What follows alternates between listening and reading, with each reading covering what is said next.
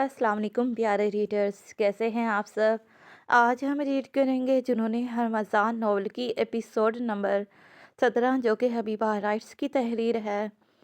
Episode पढ़ने से पहले मेरी आप सबसे छोटी सी रिक्वेस्ट है कि चैनल को सब्सक्राइब और वीडियो को लाइक कर दें और एपिसोड को पढ़ना स्टार्ट करते हैं। गुड़िया रुको, बात तो सुनो मेरी। मैं जब भी तुमसे कुछ कहने या फिर कोई बात करने की कोशिश करता हूँ तो तुम मुझे यूं ही इग्नोर करके मेरे पास से गुजर जाती हो। मुझसे ऐसी कौन सी गलती हो गई जिसकी बना पर मेरी गुड़िया अपने भाई को यूं इग्नोर कर रही है। सीरियसली शहराम भाई, आपको नहीं पता क्या? वो लॉन में बैठे खुशगपियों में मसरूफ़ थे जब वो अचानक से इनके दरमियान से उठकर साइड में बनी क्यारियों में लगे अपने पसंदीदा पौधों को देखने आई थी। जब इसको उठते देख शहराम भी इसी जानिब चला आया था, जबकि इसको अपनी तरफ आता देख वो इसे इग्नोर किए इसके पास से गुजरने लगी थी। जब शहराम ने जानिया से इसकी इग्नोर करने की वजह पूछी थी, जिस पर उल्टा इसने अपने होंठों को गुलाई में करती हैरानगी से पूछा था, जैसे कि इसे पता ही ना हो कि वो इससे क्यों नाराज़ है। जबकि शहराम ने इसकी बातों को सुनते अपना सर ना में हिलाया था। भी अम्मा, आप मुझसे कल क्या कह रही थी, ज़रा शहराम भाई को आप बताइएगा। शहराम इधर आओ तुम। जज जी भी अम्मा। वो भी अम्मा से बातों में मसरूफ़ था जब भी अम्मा ने इसकी आवाज़ सुनते इसकी जानिब देखा था और जानिया की आंखें दिखाने पर इन्हें इनकी गुज़िश्ता बात याद दिलाई थी कि वो शहराम को डांटेंगी, जिस पर उन्होंने सख्त लहजे में शहराम को अपने पास आने का हुक्म दिया था। और इसे भी अम्मा के बुलाते देख शहराम ने इसे रोकना चाहा था, लेकिन इससे पहले वो कुछ कर पाता, लेकिन तब तक तीर कमान से निकल चुका था और फिर वो बेचारा मरता क्या ना करता कि मुस्ताक भी अम्मा के यूं सख्ती से बुलाने पर गड़बड़ाते हुए इनके पास चला आया था। जी भी अम्मा, आपने मुझे बुलाया? आओ इधर बैठो पहले।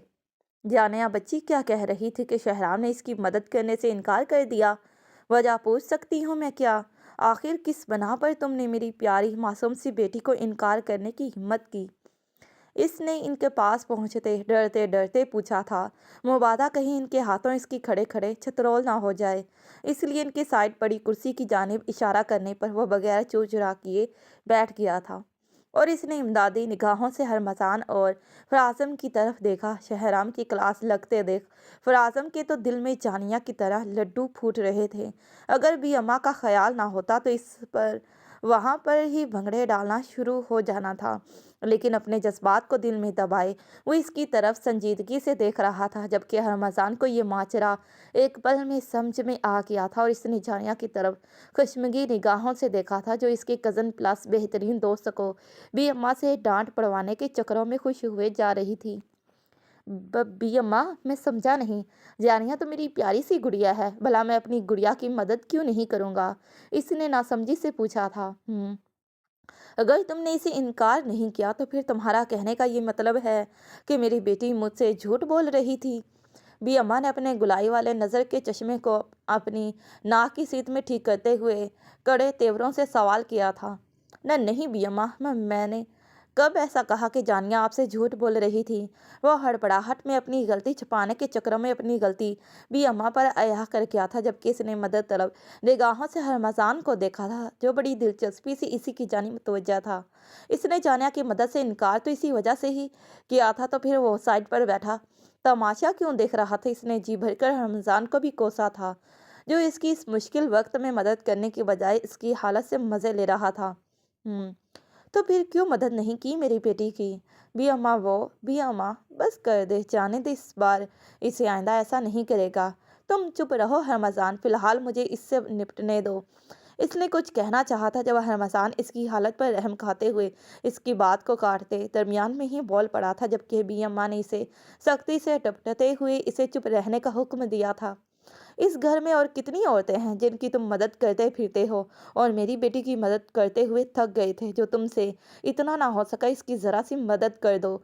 ज़्यादा से ज़्यादा इसने तुमसे क्या ही मदद लेनी थी जो तुम इसकी मदद ना कर सके। भी अम्मा प्लीज़ मुआफ़ कर दें, आइंदा ऐसी गलती नहीं होगी। प्लीज़ यूँ खुद को तकलीफ़ मत पहुँचाए। मैं आपसे वादा करता हूँ, चाहे कुछ भी हो जाए, कंडीशन चाहे जो भी हो, इसके बावजूद मैं हर हाल में अपनी गुड़िया का साथ दूंगा। یہ آخری بار ہے، اس کے بعد میں تمہارے منہ سے اپنی بیٹی کے لیے کسی قسم کا انکار نہ سنوں۔ اتنے برسوں بعد خدا کی رحمت آئی ہے اس گھر میں، اور تم لوگ اس خدا کی رحمت کی یوں ناقدری کرو، یہ بات مجھے گوارا نہیں ہے۔ بھی اماں ہرمزان کو چپ کرواتی اسی کی جانب متوجہ ہوئی تھی اور شہرام کو سختی سے تنبیہ کرتے ہوئے رو پڑی تھی، جس پر شہرام اپنی جگہ سے اٹھ کر ان کے قدموں میں بیٹھ گیا تھا اور ان کے آنسو پہنچتے ہوئے سچے دل سے وعدہ کیا تھا، جس پر بھی اماں نے اپنا حتمی فیصلہ سنایا تھا۔ ہرمزان کے اور شہرام کے والدہ کے انتقال کے بعد انہیں لگتا تھا کہ اس گھر سے جیسے خدا کی رحمت کا سایہ ہی اٹھ گیا ہو۔ اب جانے کے آ جانے سے ایک دفعہ پھر سے ان خدا نے اپنی رحمت ان پر نچھاور کر دی تھی۔ وہ خدا کی لاکھ لاکھ شکر گزار تھی کہ ان کا گھر بھی ایک مرتبہ پھر سے بیٹی کے وجود سے معتبر ہوا تھا۔ بھی اماں، شہرام بھائی کے لیے آج کے لیے اتنا کافی ہے۔ بھی اماں چپ کر جائیں، نہیں تو میں نے بھی آپ کے ساتھ رونا شروع کر دینا ہے۔ اور شہرام بھائی جائیے، آپ کیا یاد کریں گے؟ جائیں، میں نے آپ کو معاف کیا۔ وہ جو شہرام کو پڑ رہی ڈانٹ سے ہز اٹھا رہی تھی، بھی اماں کی آنکھوں میں آنسوؤں کو مچلتے ہوئے دیکھ ان کے پاس دوڑی چلی آئی تھی اور انہیں اپنے مخصوص شوق بھرے لہجے میں چپ رہنے کا آرڈر دیا تھا، جبکہ شہرام کی طرف دیکھتے ہوئے اس نے فراخ دلی سے اسے معاف کرتے کہا تھا، بھی اماں آج تو مزہ ہی آ گیا۔ جانیہ بھابھی، میں تو کہتا ہوں آپ بھی ہرمزان بھائی کی روزانہ ایسے ہی بھی اماں سے کلاس لگوایا کریں۔ ادھر آؤ، میں تمہیں مزہ سکھاتی ہوں۔ نہ نہیں بھی اماں، میں نے تو کچھ بھی نہیں کہا۔ فرازن گرم ہو رہے ماحول کو کچھ ٹھنڈا کرنے کے خیال سے اور شہرام کی ہوئی تازہ بے عزتی کو دیکھتے ہوئے ہرمزان کے لاکھ آنکھیں دکھانے کے باوجود چٹخارے لے لے کر کہہ رہا تھا، اور اس کے اچانک بھابھی کہنے پر جانیہ جھیم سی گئی تھی، جبکہ بھی اماں کے ایک ہی بار کے کہنے پر تیر کی طرح وہ سیدھا ہو کر بیٹھ گیا تھا، جبکہ اس کو یوں گڑبڑاتے ہوئے دیکھ بے ساختہ سب نے کہکا لگایا تھا اور اس وسیع و عریض لان میں ان کے کہکے ہر طرف جلترنگ کی طرح بکھر گئے تھے۔ وہ وہاں پر بیٹھے کافی دیر باتیں کرتے رہے تھے، جب رات گہری ہونے پر سب اٹھ کر اپنے کمرے میں چلے گئے تھے۔ ابدار میرا بیٹا، یہ کیا حالت بنا لی ہے تم نے؟ اور ڈیڈ پلیز مجھ پر اپنا حق جمانا بند کریں، سمجھ میں نہیں آ رہی میری بات آپ کے؟ تقریباً صبح 5 بجے کا وقت تھا جب وہ شراب کے نشے میں دودھ گرتا پڑتا اور لڑکھڑاتے ہوئے گھر میں داخل ہوا تھا، وہ جو اس کے انتظار میں پل بھر کے لیے سو بھی نہ پائے تھے، جبکہ وہ اس کو آتا دیکھ رہے تھے جب وہ صوفے سے ٹکرا کر ایک دم سے لڑکھڑا کر گرنے ہی والا تھا، جب انہوں نے آگے بڑھ کر اسے تھام کر گرنے سے بچایا تھا، جس پر وہ انہیں کسی اچھوت شے کی طرح خود سے دور دھکیلتے ہوئے پھنکارا تھا، ابدار کس بات کا بدلہ لے رہے ہو مجھ سے؟ اتنی بے اعتنائی نہ برتو اپنے باپ سے۔ ابرار کرزئی اپنے بیٹے کے بغیر کچھ نہیں، مر جائے گا وہ۔ وہ ابدار کے دھکا دینے پر بے یقینی سے اس کی جانب دیکھ رہے تھے، جبکہ اس کے دیکھنے پر ان پر سے اپنی نظریں پھیر لی تھی۔ اس نے اس بات نے انہیں بے حد تکلیف دی تھی۔ وہ کل شام سے اس کا سرد ترین رویے کو برداشت کر رہے تھے، اب اس سے زیادہ اس کے رویے کو جھیلنا ان کی برداشت سے باہر تھا، اس لیے وہ اسے اس رویے کا سبب اذیت سے پوچھ رہے تھے۔ آپ کو کیا لگتا ہے چھوٹا بچہ ہوں میں جو آپ کی ان جھوٹی من گھڑت باتوں میں آ کر پگھل جاؤں گا؟ نہیں ڈیڈ، اس بار میں اتنی آسانی سے آپ کی باتوں میں نہیں آؤں گا۔ وہ یہ کہتے ہوئے ان کی حالت سے تلخی سے مسکراتے ہوئے اپنے کمرے میں چلا گیا تھا۔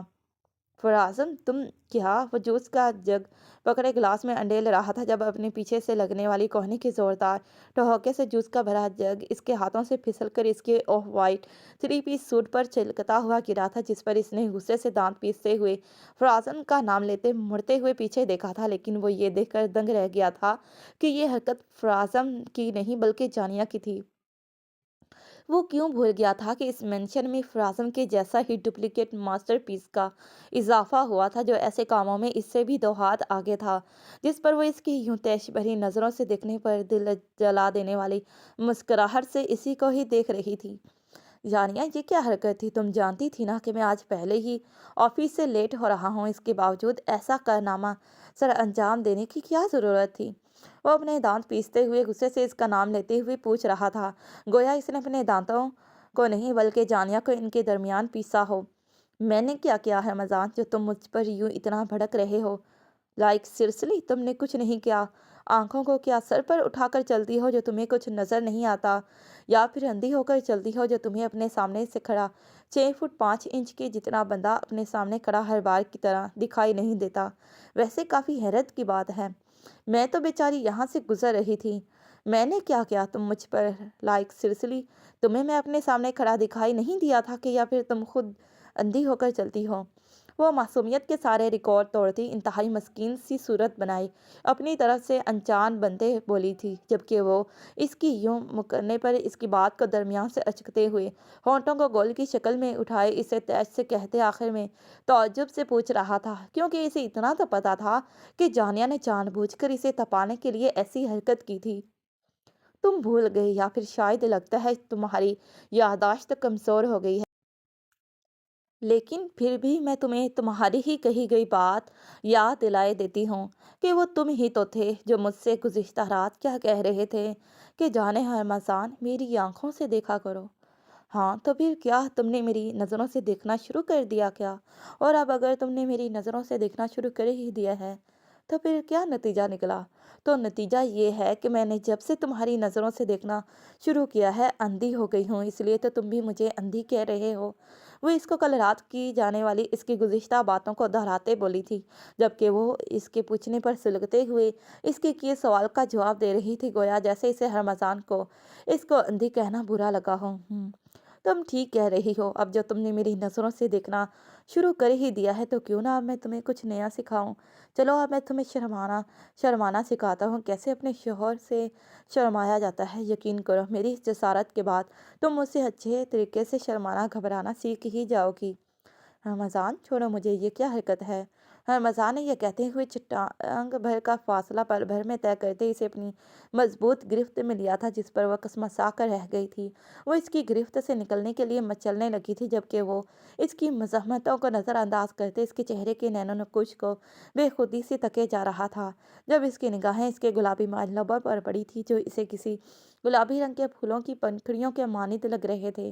اسے ایک دم سے اپنا حلق سوکھتا ہوا نظر آیا تھا جس پر وہ اپنے دل کی آواز سنتے بے اختیار اس کے گلابی مائل لبوں پر شدت سے جھکتے ہوئے انہیں اپنی قید میں لے گیا تھا۔ وہ یہاں تک ہی نہیں رکا تھا، اس نے اس کے چہرے کے ایک ایک نقوش کو اپنے لبوں سے چمتے ہوئے معتبر کر کے پیچھے ہٹا تھا اور چہرہ اٹھا کر اس کے شرم و غصے سے لال گلنار ہو رہے چہرے کو اپنی خمار بھری گہری نگاہوں سے دیکھا تھا، جس پر اس نے شرم و غصے سے اس کی نظروں کی تاب نہ لاتے ہوئے اپنا چہرہ جھکا لیا تھا۔ لگتا ہے تم میرا دیا لیسن بہت اچھے سے سیکھ گئی ہو۔ اپنی بکواس بند کرو، بے ہوتا انسان اپنی ہی کہی باتوں سے پھر جاتے ہو۔ جھوٹے مکار فریبی 2 نمبر ٹھڑکی ہوس پرست انسان، وعدہ کیا تھا نا میرے ساتھ کوئی زبردستی نہیں کرو گے، اس کے باوجود تم اپنی ان بے ہوتا حرکتوں سے باز نہیں آتے۔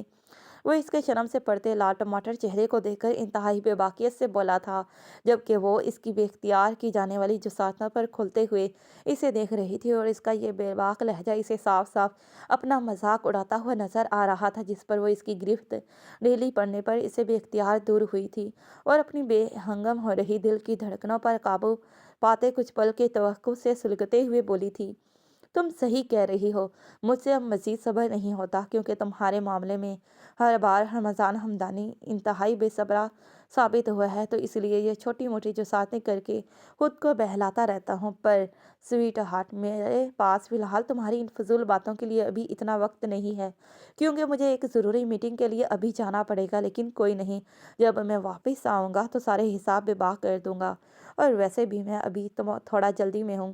پر کوئی نہیں، جب میں واپس آؤں گا تو آج تمہیں کوئی رعایت نہیں ملے گی، اس لیے اپنے آپ کو ہر حوالے سے تیار رکھنا، آج تمہیں اتنی سی بھی رعایت نہیں ملے گی۔ وہ اس کی باتوں کو ضبط سے سنتا آخر میں سے اپنا ٹوک فیصلہ سنا رہا تھا، جبکہ آخر میں اپنی شہادت کی انگلی کو چٹکی کی طرح شکل بنائے اپنی ایک آنکھ کو دباتے ہوئے انتہائی بے باکی سے بولا تھا، جس پر وہ سر تا پیر سرخ پڑی تھی اور غصے سے پیر پٹکتے ہوئے وہاں سے چلی گئی تھی۔ اسے اپنے پیچھے سے ہرمزان کے کہکے لگانے کی آواز صاف سنائی دے رہی تھی، جس پر وہ تھوڑا ریلیکس ہوئی تھی، کیونکہ اسے ہرمزان پر اتنا تو یقین تھا کہ چاہے کچھ بھی ہو جائے وہ اس کے ساتھ زور و زبردستی تو نہیں کرے گا۔ لیکن کیا اس کی یہ سوچ آج ہرمزان کے حوالے سے درست ثابت ہونے والی تھی یا غلط؟ جاری ہے۔ تو آج کی ایپیسوڈ آپ سب کو کیسی لگی؟ پڑھ کر مجھے اپنی قیمتی رائے سے آگاہ کرنا نہ بھولیے گا، اور اگر ایپیسوڈ اچھی لگی ہو تو کائنڈلی ویڈیو کو لائک، شیئر اور چینل کو سبسکرائب کر دیں، اور پھر ملتے ہیں اسی ناول کے نیکسٹ پارٹ پر۔ تب تک کے لیے پیارے ریڈرز، اللہ حافظ، bye bye and take care. Thanks for watching this video.